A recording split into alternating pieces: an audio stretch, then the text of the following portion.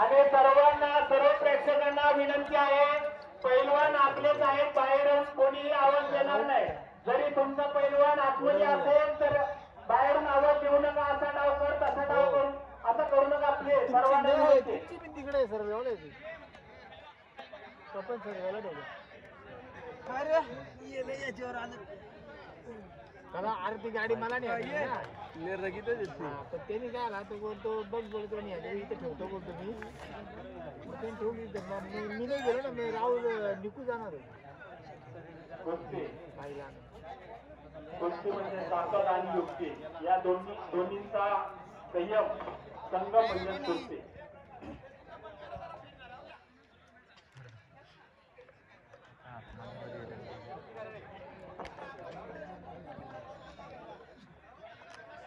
बघा बघा दोन्ही पैलवान घामाघूम झालेले आहेत.